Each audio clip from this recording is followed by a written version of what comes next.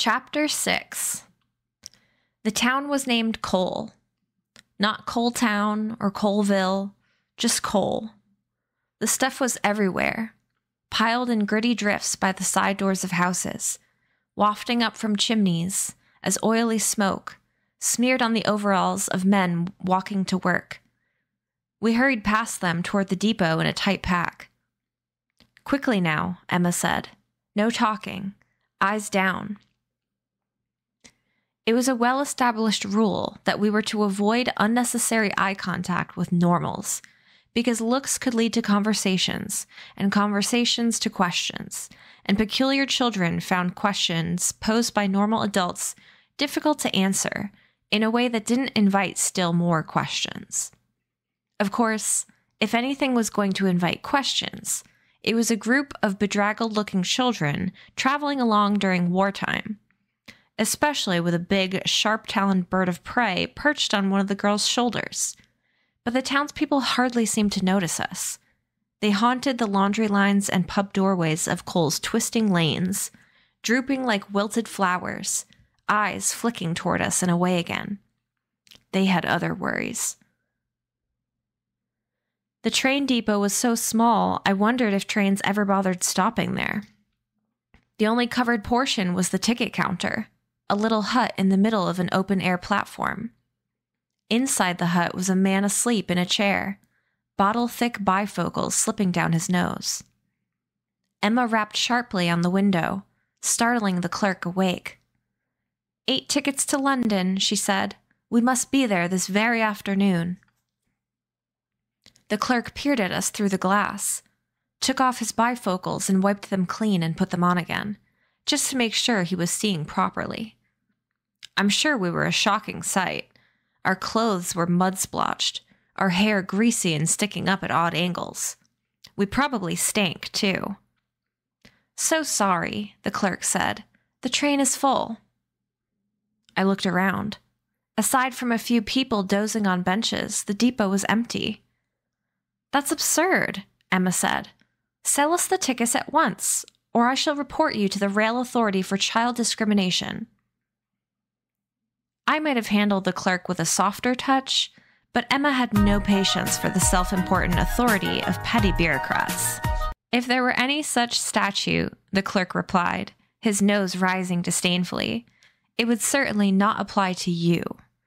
There's a war on, you know, and more important things to be hauled about Her Majesty's countryside than children and animals." He gave Miss Peregrine a hard look. "Which aren't allowed in any case." A train hissed into the station and squealed to a stop. The conductor stuck his head out of one of the windows and shouted, 8:30 to London, all aboard." The bench sleepers in the depot roused themselves and began to shuffle across the platform.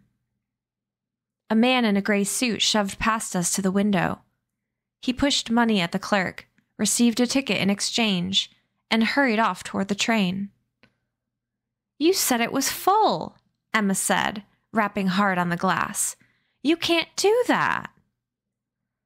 "That gentleman bought a first-class ticket," the clerk said.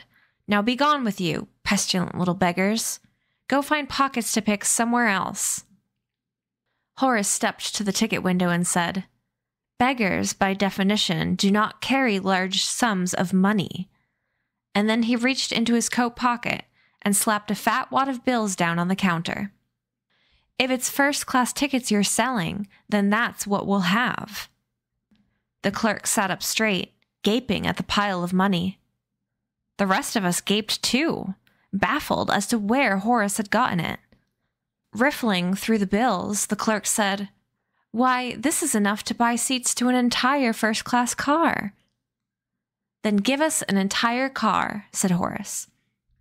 "That way you can be sure we'll pick no one's pocket." The clerk turned red and stammered, "Yes, sir. Sorry, sir. And I hope you won't take my previous comments as anything other than jest. Just give us the blasted tickets so we can get on the train." "Right away, sir." The clerk slid a stack of first-class tickets toward us. "Enjoy your trip," he said. "And please don't tell anyone I said so, sirs and madams. But if I were you, I'd hide that bird out of sight. The conductors won't like it, first-class tickets or not. As we strode away from the counter with tickets in hand, Horace's chest puffed out like a peacock's. "Where on earth did you get all that money?" said Emma. "I rescued it from Miss Peregrine's dresser drawer before the house burned," Horace replied. "Tailored a special pocket in my coat to keep it safe." "Horace, you're a genius," said Bronwyn. "Would a real genius have given away every cent of our money like that?" said Enoch. "Did we really need an entire first-class car?" "No," said Horace, "but making that man look stupid felt good, didn't it?" "I suppose it did," Enoch said. "That's because the true purpose of money is to manipulate others and make them feel lesser than you." "I'm not entirely sure about that," Emma said. "Only kidding," said Horace. "It's to buy clothes, of course."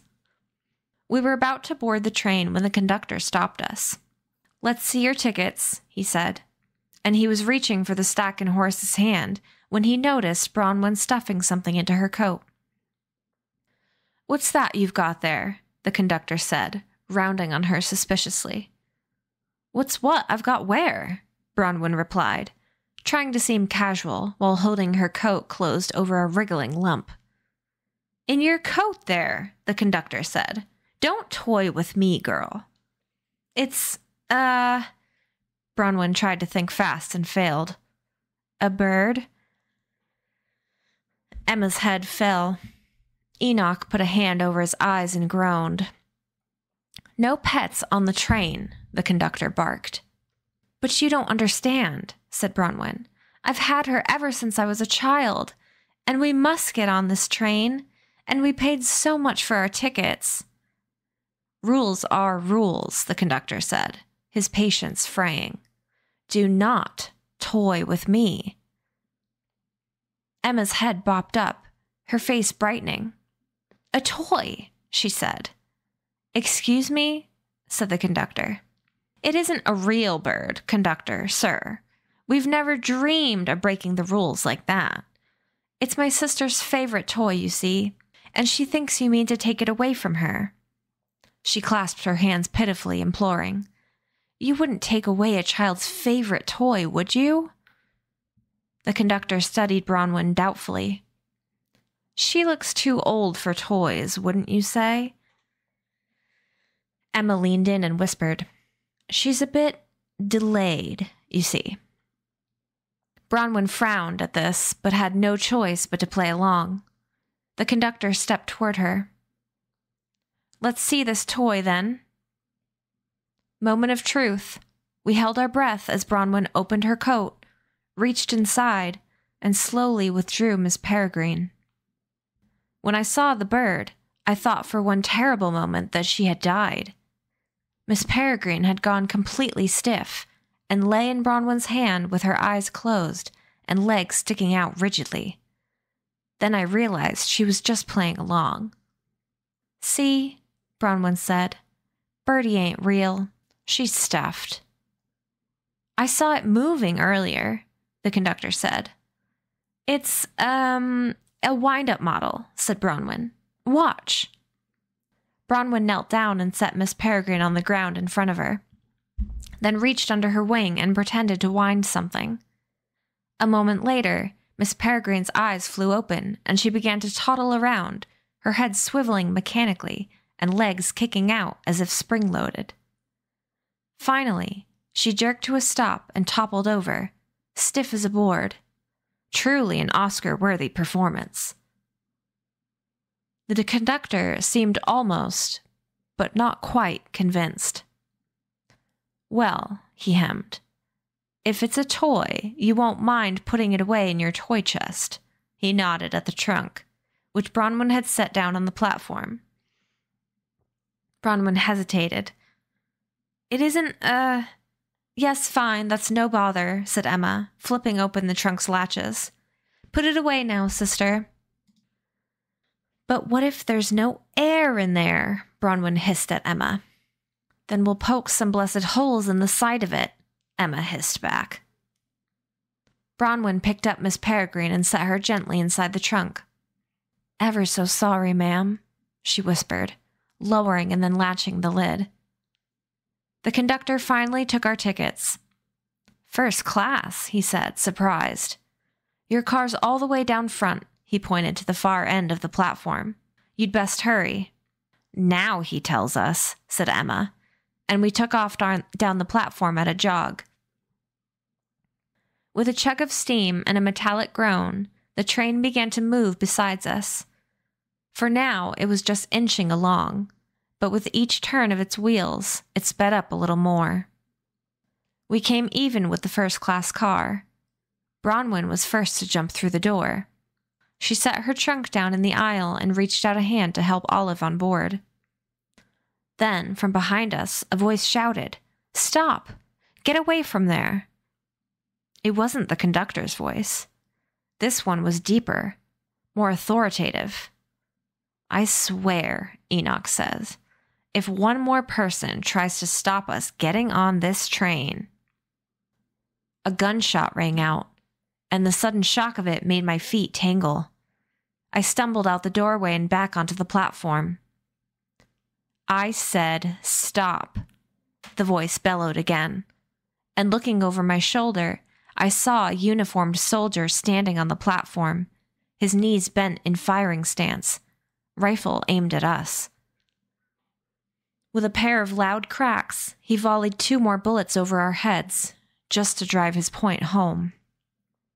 "Off the train and on your knees," he said, striding toward us.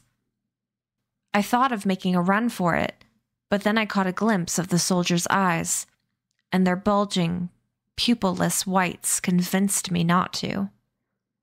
He was a white, and I knew he wouldn't think twice about shooting any one of us. Better not to give him an excuse. Bronwyn and Olive must have been thinking along the same lines, because they got off the train and dropped to their knees alongside the rest of us. So close, I thought. We were so close. The train pulled out of the station without us, our best hope for saving Miss Peregrine steaming away in the distance. And Miss Peregrine with it, I realized with a queasy jolt. Bronwyn had left her trunk on board the train. Something automatic took hold of me, and I leapt up to chase down the train. But then, the barrel of a rifle appeared just inches from my face, and I felt all the power drain from my muscles in an instant.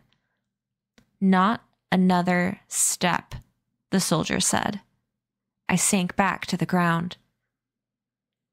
We were on our knees, hands up, hearts hammering. The soldier circled us, tense, his rifle aimed and his finger on its trigger. It was the closest, longest look I'd gotten at a white since Dr. Golan. He had on a standard-issue British Army uniform, khaki shirt, tucked into wool pants, black boots, helmet, but he wore them awkwardly, the pants crooked, and the helmet seated too far on his head. Like a costume he wasn't used to wearing yet. He seemed nervous, too, his head cocking this way and that as he sized us up. He was outnumbered, and though we were just a bunch of unarmed children, we'd been responsible for the death of 1 white and 2 hollow-gassed in the last 3 days. He was scared of us, and that, more than anything else, made me scared of him. His fear made him unpredictable. He pulled a radio from his belt and shattered into it. There was a burst of static, and then a moment later an answer came back. It was all in code. I couldn't understand a word. He ordered us to our feet. We stood.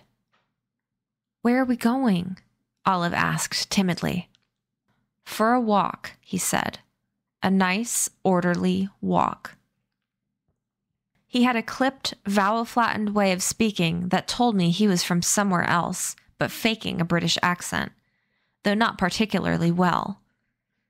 Whites were supposed to be masters of disguise, but this one was clearly not a star pupil. "You will not fall out of line," he said, staring down each of us in turn. "You will not run. I have 15 rounds in my clip, enough to put 2 holes in each of you.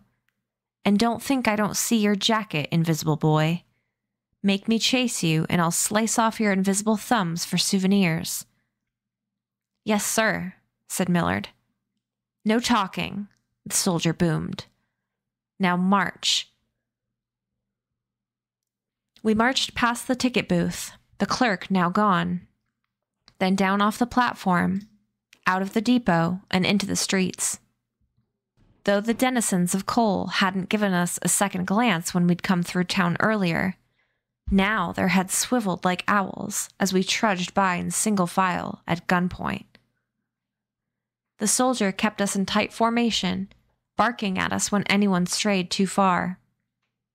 I was at the rear, him behind me, and I could hear his ammunition belt clinking as we walked.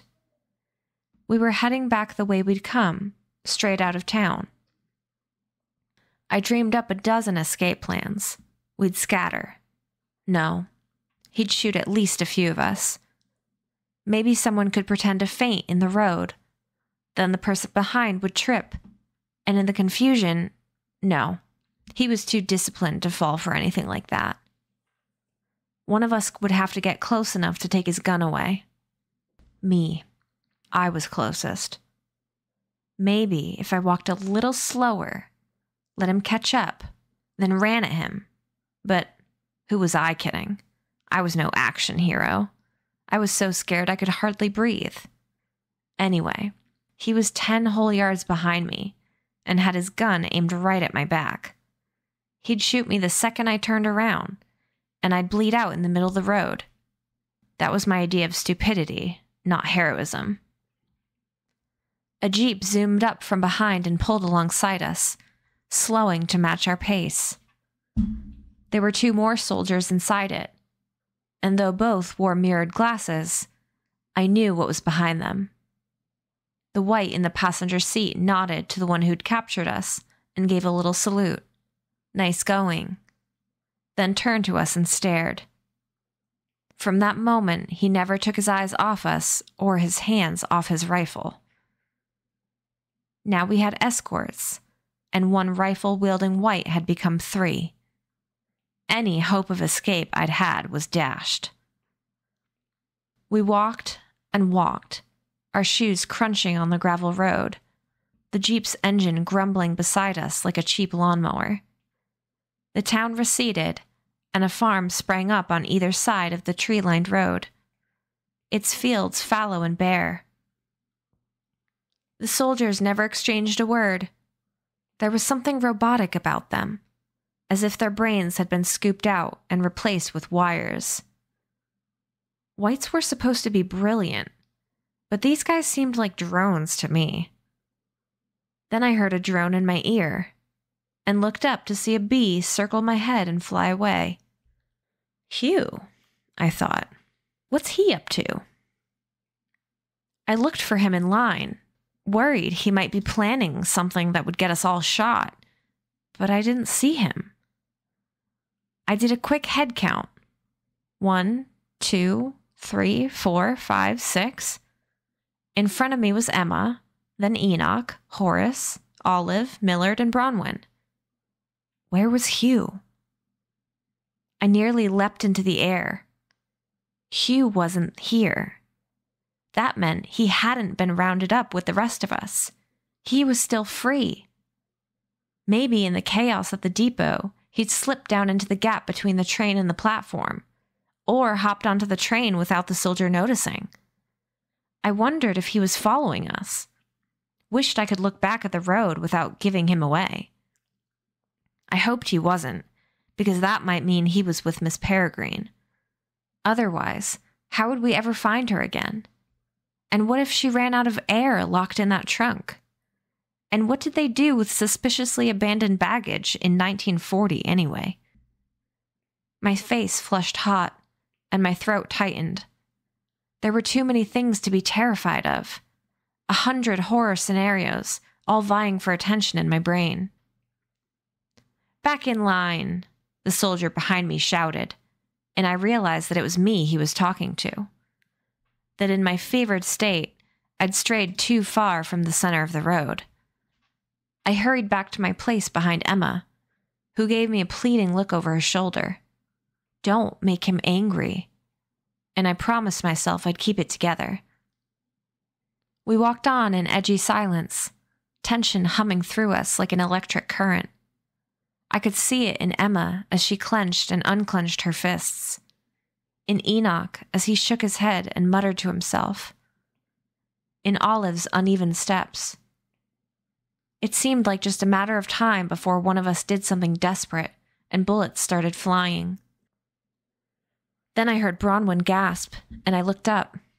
A horror scenario I hadn't yet imagined taking shape before my eyes. 3 massive forms lay ahead of us, 1 in the road, and 2 more in the field adjacent, just the other side of a shallow ditch. Heaps of black earth, I thought at first, refusing to see. Then we got closer, and I couldn't pretend they were anything other than what they were. 3 horses, dead in the road. Olive screamed. Bronwyn instinctively went to comfort her. Don't look, little magpie. And the soldier riding shotgun fired into the air. We dove to the ground and covered our heads. Do that again, and you'll be lying in the ditch beside them, he shouted. As we returned to our feet, Emma angled toward me and breathed the word, Gypsies, then nodded at the closest horse. I took her meaning. These were their horses. I even recognized the markings on one, white spots on its hind legs, and realized it was the very horse I'd been clinging to just an hour ago. I felt like I was about to be sick. It all came together, playing out like a movie in my head. The Wights had done this. The same ones who raided our camp the night before. The Gypsies had met them along the road after leaving us at the edge of town. There'd been a skirmish, then a chase. The Wights had shot the Gypsies' horses right out from under them. I knew the Wights had killed people, killed peculiar children, Miss Avocet had said. But the brutality of shooting these animals seemed to exceed even that evil. An hour ago, they'd been some of the most fully alive creatures I'd ever seen. Eyes gleaming with intelligence, bodies rippling with muscle, radiating a heat. And now, thanks to the intervention of a few pieces of metal, they were nothing but heaps of cold meat.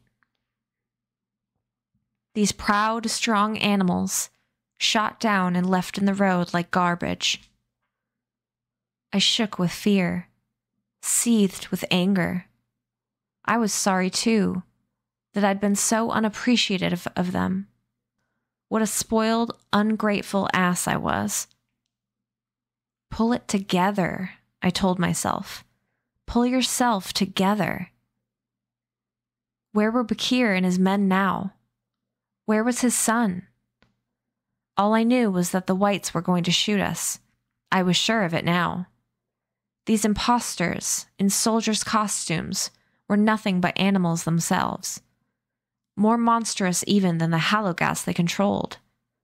The Wights, at least, had minds that could reason, but they used that creative faculty to dismantle the world, to make living things into dead things. And for what? So that they might live a little longer? So that they might have a little more power over the world around them and the creatures in it for whom they cared so little? Waste. Such a stupid waste. And now they were going to waste us. Lead us to some killing field where we'd be interrogated and dumped. And if Hugh had been dumb enough to follow us, if the bee flying up and down our line meant he was nearby, then they'd kill him too. God help us all. The fallen horses were well behind us when the soldiers ordered us to turn off the main road and down a narrow farm lane. It was hardly more than a footpath, just a few feet wide, so the soldiers who'd been riding alongside us had to park their jeep and walk, one in front and two behind. On either side of us, the fields grew wild, bursting with flowering weeds and humming with late summer insects. A beautiful place to die. After a while, a thatch-roofed shack came into sight at the edge of the fields. That's where they'll do it, I thought. That's where they'll kill us. As we got closer, a door opened and a soldier stepped out of the shack. He was dressed differently than the ones around us. Instead of a helmet, he wore a black-brimmed officer's hat, and instead of a rifle, he carried a holstered revolver. This one was in charge. He stood in the lane as we approached, rocking on his heels and flashing a pearly grin. "We meet at last," he called out. "You've given us quite the go-around, but I knew we'd catch you in the end. Only a matter of time." He had pudgy, boyish features, thin hair that was so blonde it was almost white, and he was full of weird, chipper energy, like an over-caffeinated Cub Scout leader. But all I could think when I looked at him was animal, monster, murderer. Come in," the officer said, pulling open the shack's door. "Friends of yours are waiting inside." As his soldiers shoved us past him, I caught a glimpse of the name stitched on his shirt. White, like the color. Mr. White. A joke, maybe? Nothing about him seemed genuine, that least of all. We were pushed inside, shouted into a corner. The shack's one room was bare of furniture and crowded with people. Bakir and his men sat on the floor with their backs to the walls. They'd been treated badly. They were bruised, bleeding, and slouched in attitudes of defeat. A few were missing, including Bakir's boy. Standing guard were 2 more soldiers. That made 6 altogether, including Mr. White and our escorts. Bakir caught my eye and nodded gravely. His cheeks were purpled with bruises. "I'm sorry," he mouthed to me. Mr. White saw our exchange and skipped over to Bakir. "Aha! You recognize these children?" "No," Bakir said, looking down. "No?" Mr. White feigned shock. "But you apologized to that one. You must know him. Unless you make a habit of apologizing to strangers?" "They aren't the ones you're looking for," Bakir said.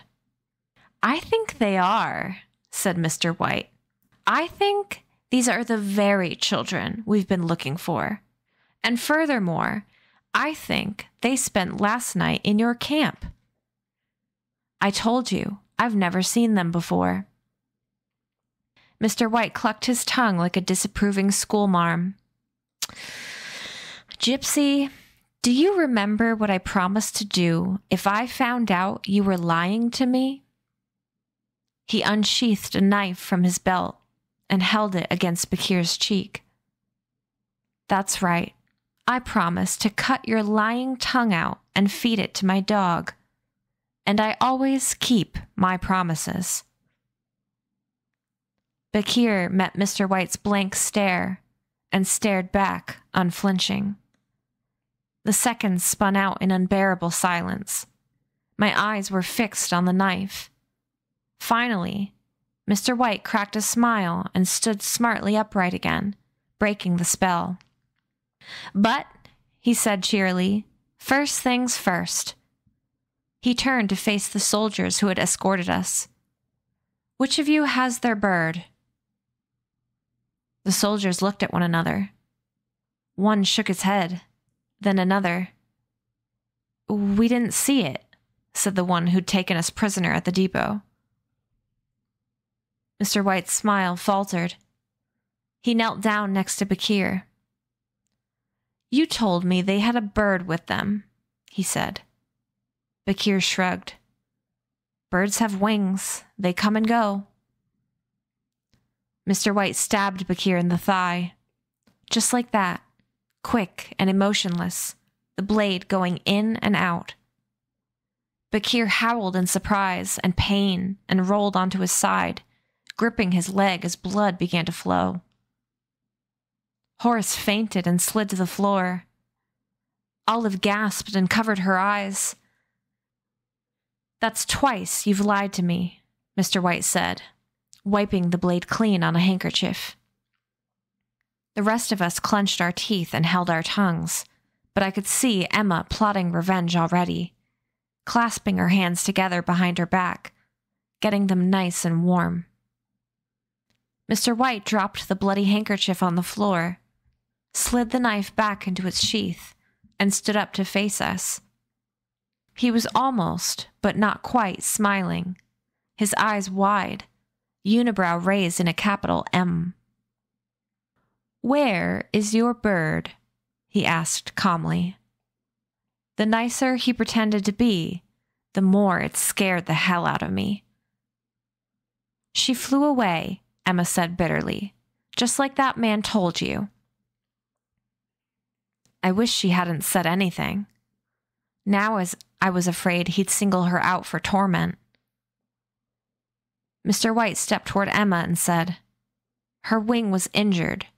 You were seen with her just yesterday. She couldn't be far from here."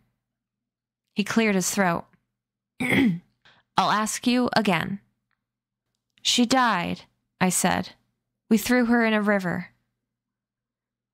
Maybe if I were a bigger pain in his butt than Emma, he'd forget she'd ever spoken. Mr. Wight sighed.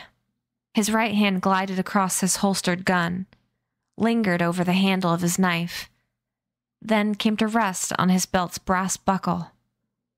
He lowered his voice, as if what he was about to say were meant for my ears only. "I see what the trouble is.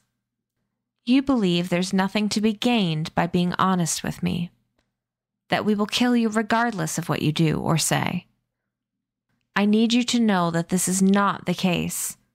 However, in the spirit of total honesty, I will say this.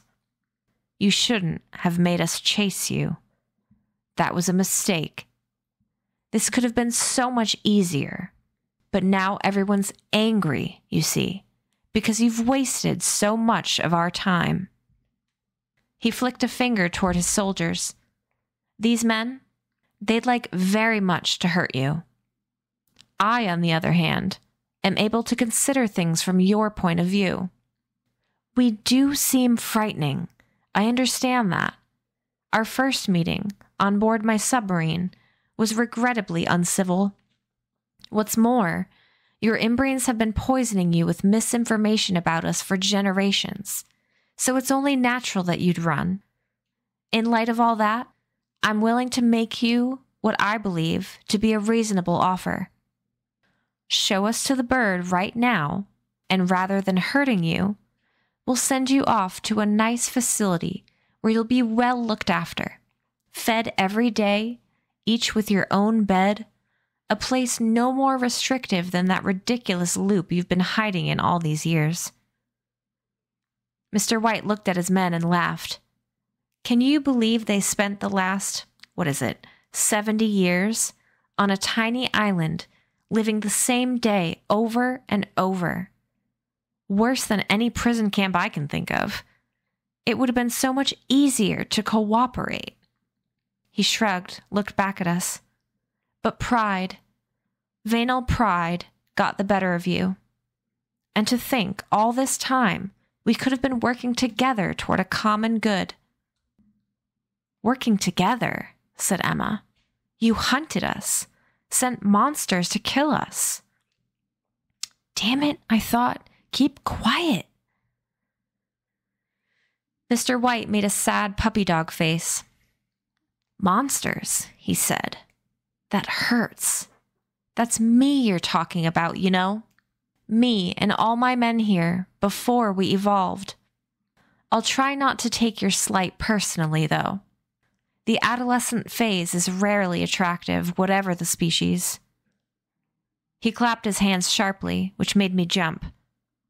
"Now then, down to business." He raked us with a slow, icy stare, as if scanning our ranks for weakness. Which of us would crack first? Which would actually tell him the truth about where Miss Peregrine was? Mr. Wight zeroed in on Horace. He'd recovered from his faint, but was still on the floor, crouched and shaking. Mr. Wight took a decisive step toward him. Horace flinched at the click of his boots. "Stand up, boy." Horace didn't move. "Someone get him up."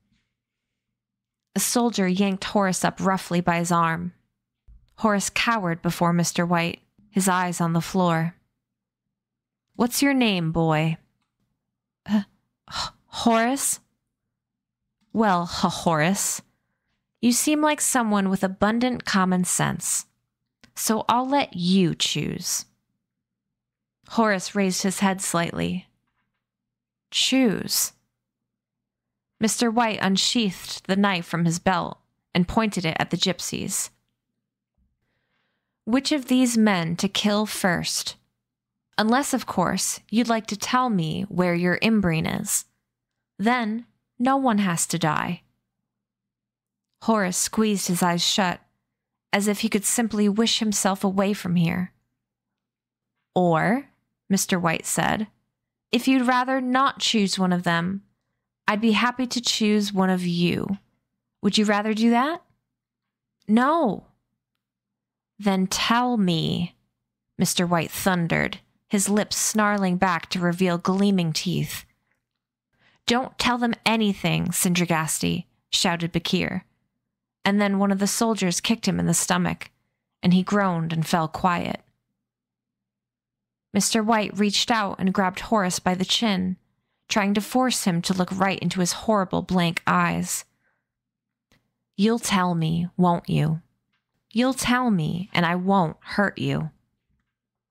"Yes," Horace said, still squeezing his eyes shut, still wishing himself gone, yet still here. "Yes, what?" Horace drew a shaking breath. "Yes, I'll tell you." "Don't," shouted Emma. "Oh God," I thought, "he's going to give her up. He's too weak. We should have left him at the menagerie." "Shh," Mr. Wight hissed in his ear. "Don't listen to them. Now go ahead, son. Tell me where that bird is." "She's in the drawer," said Horace. Mr. Wight's unibrow knit together. "The drawer? What drawer?" "Same one she's always been in," said Horace. He shook Horace by the jaw and shouted, "What drawer?" Horace started to say something, then closed his mouth, swallowed hard, stiffened his back. Then his eyes came open, and he looked hard into Mr. Wight's and said, "Your mother's knickers drawer." And he spat right in Mr. Wight's face. Mr. Wight slammed Horace in the side of the head with the handle of his knife. Olive screamed, and several of us flinched in vicarious pain, and Horace dropped to the floor like a sack of potatoes, loose change and train tickets spilling out of his pockets. "What's this?" said Mr. Wight, bending down to look. "I caught them trying to catch a train," said the soldier who'd caught us. "Why are you just telling me this now?" The soldier faltered. "I thought—" "Never mind," Mr. Wight said. "Go intercept it. Now." "Sir?" Mr. Wight glanced at the ticket, then at his watch. "The 8:30 to London makes a long stop at Porthmadog. If you're quick, it'll be waiting for you there. Search it from front to back, starting with first class." The soldier saluted to him and ran outside. Mr. Wight turned to the other soldiers. "Search the rest of them," he said. "Let's see if they're carrying anything else of interest. If they resist, shoot them." While 2 soldiers with rifles covered us, a third went from peculiar to peculiar, rooting through our pockets. Most of us had nothing but crumbs and lint, but the soldier found an ivory comb on Bronwyn. "Please, it belonged to my mother," she begged, but he only laughed and said, "She might have taught you how to use it, mannish girl." Enoch was carrying a small bag of worm-packed grave dirt, which the soldier opened, sniffed, and dropped in disgust. In my pocket, he found my dead cell phone. Emma saw it clatter to the floor and looked at me strangely, wondering why I still had it. Horace lay unmoving on the floor, either knocked out or playing possum. Then it was Emma's turn, but she wasn't having it. When the soldier came toward her, she snarled, "Lay a hand on me and I'll burn it off." "Please hold your fire," he said, and broke out laughing. "Sorry, couldn't resist." "I'm not joking," Emma said, and she took her hand out from behind her back. They were glowing red, and even from 3 feet away, I could feel the heat they gave off. The soldier jumped out of her reach. "Hot touch and a temper to match," he said. "I like that in a woman. But burn me, and Clark there'll spackle the wall with your brainy bits." The soldier he'd indicated pressed the barrel of his rifle to Emma's head. Emma squeezed her eyes shut, her chest rising and falling fast. Then she lowered her hands and folded them behind her back. She was positively vibrating with anger. So was I. "Careful now," the soldier warned her. "No sudden moves." My fists clenched as I watched him slide his hands up and down her legs, then run his fingers under the neckline of her dress, all with unnecessary slowness and a leering grin. I'd never felt so powerless in all my life, not even when we were trapped in that animal cage. "She doesn't have anything," I shouted. "Leave her alone." I was ignored. "I like this one," the soldier said to Mr. White. "I think we should keep her a while. For science." Mr. White grimaced. "You are a disgusting specimen, Corporal. But I agree with you. She is fascinating." "I've heard about you, you know," he said to Emma. "I'd give anything to do what you can do. If only we could bottle those hands of yours." Mr. White smiled weirdly before turning back to the soldier. "Finish up," he snapped. "We don't have all day." "With pleasure," the soldier replied, and then he stood, dragging his hands up Emma's torso as he rose. What happened next seemed to unfold in slow motion. I could see that this disgusting lech was about to lean in and give Emma a kiss. I could also see that, behind her back, Emma's hands were now lined with flame. I knew where this was going. The second his lips got near her, she was going to reach around and melt his face, even if it meant taking a bullet. She'd reached a breaking point. So had I. I tensed, ready to fight. These, I was convinced, were our last moments. But we'd live them out on our own terms, and if we were going to die, by God, we'd take a few Wights with us along the way. The soldier slid his hands around Emma's waist. The barrel of another rifle dug into her forehead. She seemed to be pushing back against it, daring it to fire. Behind her back, I saw her hands begin to spread, white-hot flame tracing along each of her fingers. Here we go. Then, crack, the report of a gun, stunning and sharp. I shut down, blacked out for a second. When my sight came back, Emma was still standing, her head still intact. The rifle that had been pressed against it was pointed down now, and the soldier who'd been about to kiss her had pulled away and spun around to face the window. The gunshot had come from outside. Every nerve in my body had gone numb, tingling with adrenaline. "What was that?" said Mr. White, rushing to the window. I could see through the glass over his shoulder. The soldier who'd gone to intercept the train was standing outside, waist deep in wildflowers. His back was to us, his rifle aimed at the field. Mr. White reached through the bars that covered the window and pushed it open. "What the hell are you shooting at?" he shouted. "Why are you still here?"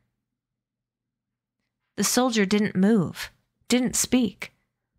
The field was alive with the whine of insects, and briefly that's all we could hear. "Corporal Brown!" bellowed Mr. White. The man turned slowly, unsteady on his feet. The rifle slipped from his hands and fell into the tall grass. He took a few doddering steps forward. Mr. White took the revolver from his holster and pointed it out the window at Brown. "Say something, damn you!"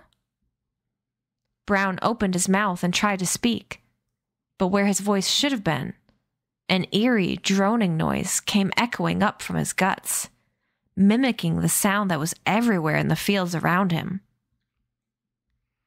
It was the sound of bees, hundreds, thousands of them. Next came the bees themselves, just a few at first, drifting through his parted lips. Then some power beyond his own seemed to take hold of him. His shoulders pulled back and his chest pressed forward, and his jaws ratcheted wide open, and from his gaping mouth there poured forth such a dense stream of bees that they were like one solid object, a long, fat hose of insects unspooling endlessly from his throat. Mr. White stumbled back from the window, horrified and baffled. Out in the field, Brown collapsed in a cloud of stinging insects. As his body fell, another was revealed behind him. It was a boy.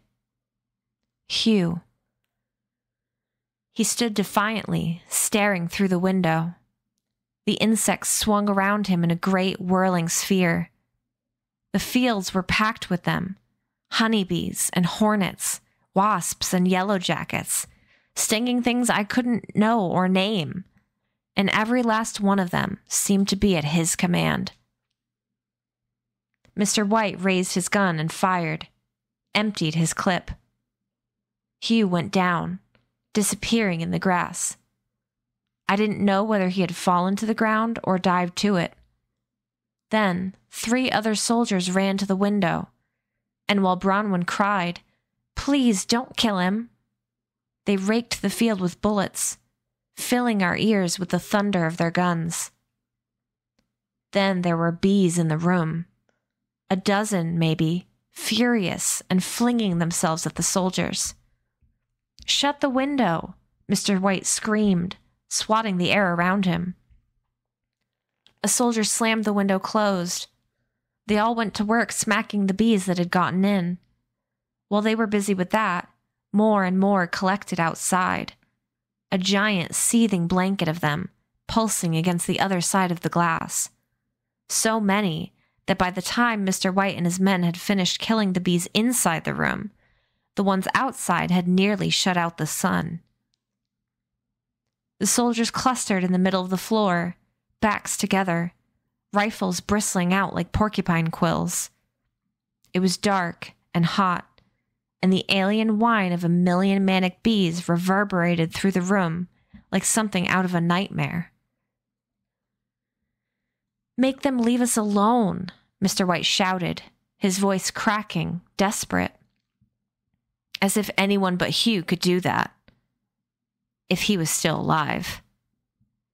"I'll make you another offer," said Bakir, pulling himself to his feet using the window bars, his hobbled silhouette outlined against the dark glass. "Put down your guns, or I open this window." Mr. White spun to face him. Even a gypsy wouldn't be stupid enough to do that. "You think too highly of us," Bakir said, sliding his fingers toward the handle. The soldiers raised their rifles. "Go ahead," said Bakir. "Shoot." "Don't, you'll break the glass," Mr. Wight shouted. "Grab him." 2 soldiers threw down their rifles and lunged at Bakir, but not before he punched his fist through the glass. The entire window shattered. Bees flushed into the room. Chaos erupted. Screams, gunfire, shoving. Though I could hardly hear it over the roar of the insects, which seemed to fill not just my ears, but every pore of my body. People were climbing over one another to get out.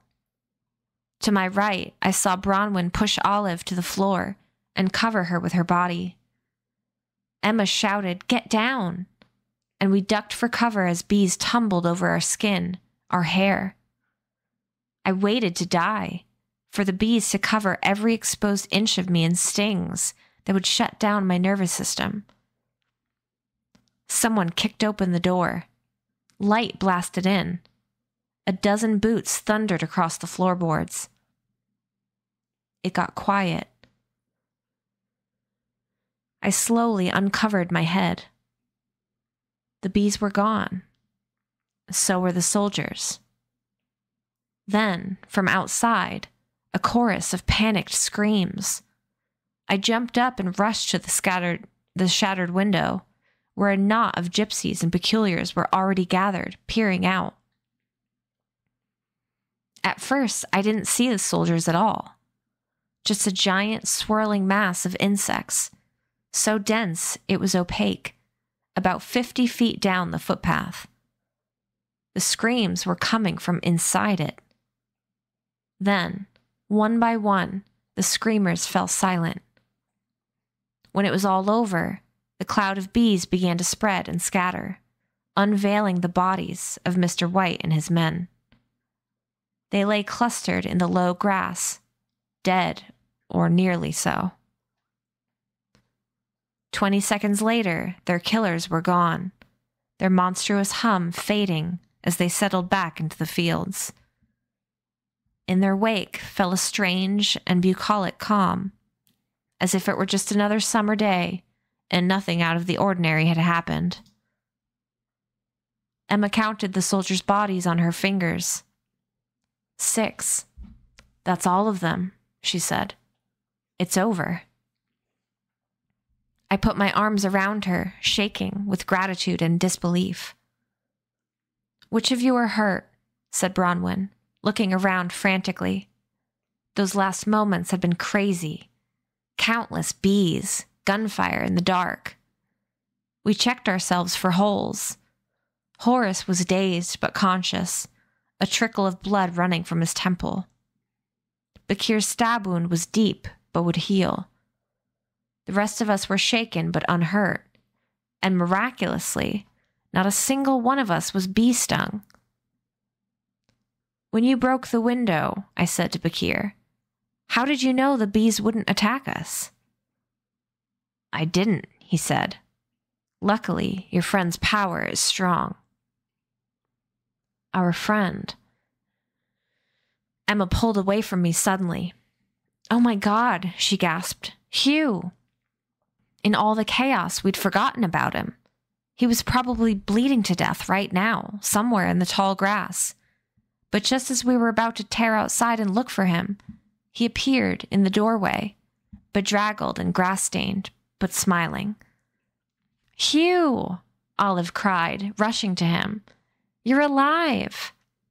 "I am," he said heartily. "Are all of you?" "Thanks to you we are," Bronwyn said. 3 cheers for Hugh!" "You're our man in a pinch, Hugh," cried Horace. "Nowhere am I deadlier than in a field of wildflowers," Hugh said, enjoying the attention. "Sorry about all the times I made fun of your peculiarity," said Enoch. "I suppose it's not so useless." "Additionally," said Millard, "I'd like to compliment Hugh on his impeccable timing. Really, if you'd arrived just a few seconds later—" Hugh explained how he'd evaded capture at the depot by slipping down between the train and the platform, just like I'd thought. He'd sent one of his bees trailing after of us, which allowed him to follow from a careful distance. Then it was just a matter of finding the perfect time to strike, he said proudly, as if victory had been assured from the moment he decided to save us. And if you hadn't accidentally stumbled across a field packed with bees, Enoch said. Hugh dug something from his pocket and held it up. A peculiar chicken egg. Plan B, he said. Bakir hobbled to Hugh and shook his hand. Young man, he said, we owe you our lives. What about your peculiar boy? Millard asked Bakir. He managed to escape with two of my men, thank God. We lost 3 fine animals today, but no people. Bakir bowed to Hugh, and I thought for a moment he might even take Hugh's hand and kiss it. You must allow us to repay you. Hugh blushed. There's no need, I assure you. And no time either, said Emma, pushing Hugh out the door. We have a train to catch. Those of us who hadn't yet realized Miss Peregrine was gone went pale. We'll take their jeep, said Millard. If we're lucky, and if that Wight was correct, we might just be able to catch the train during its stopover in Porthmadog.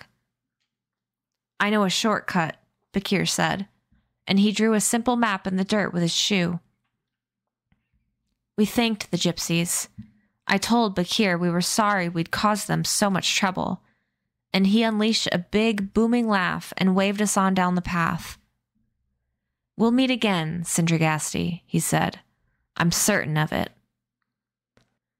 We squeezed into the Wights' jeep, 8 kids packed like sardines into a vehicle built for 3.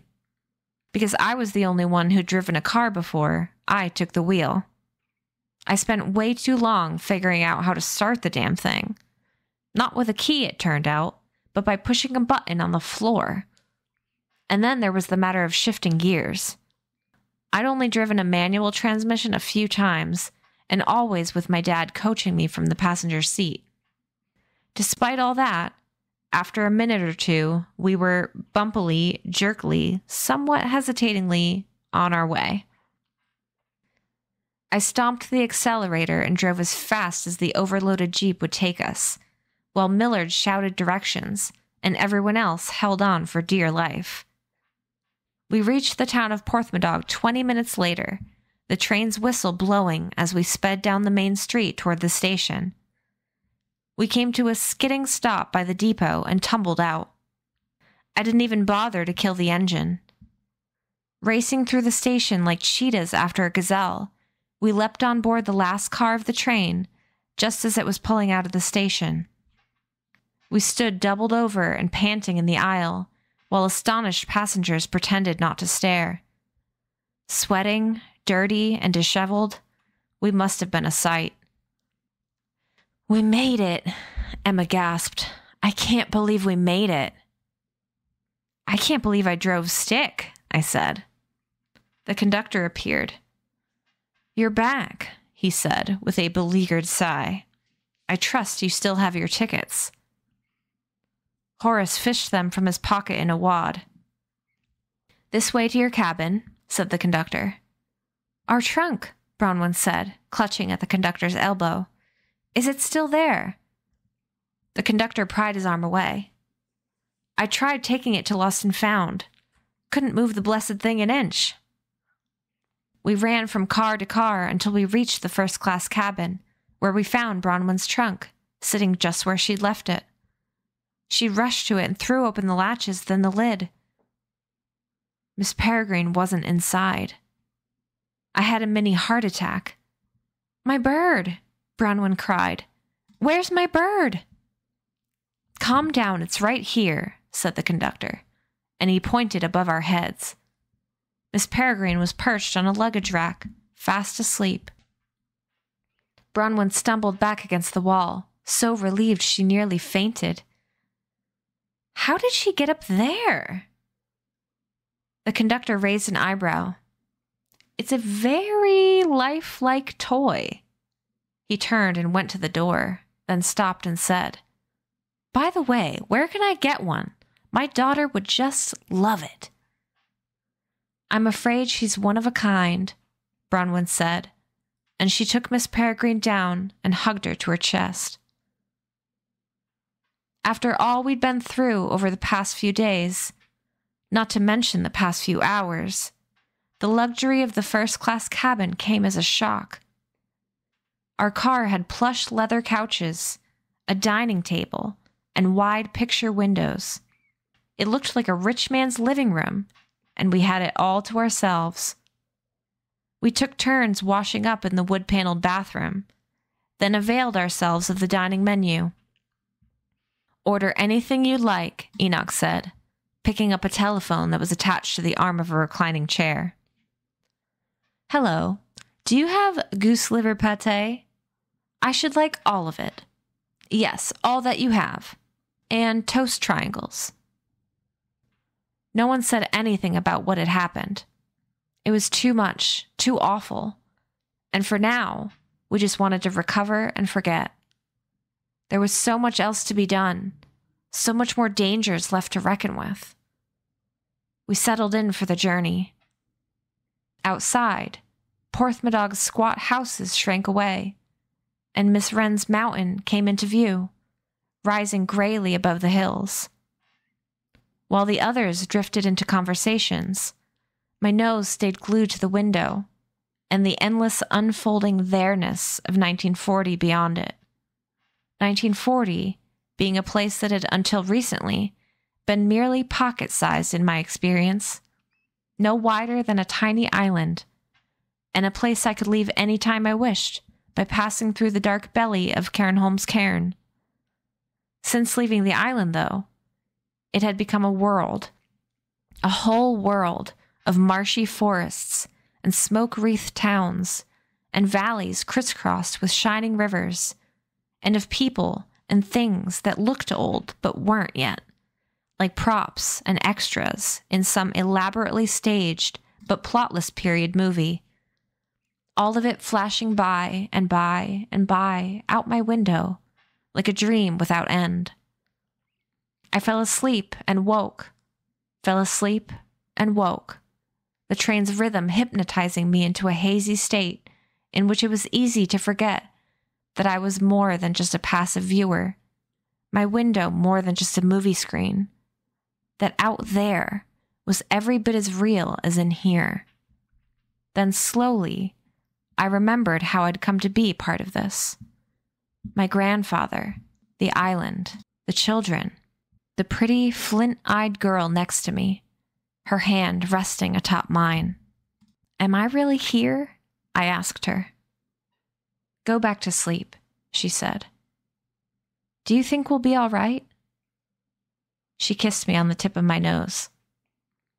Go back to sleep. End of chapter 6.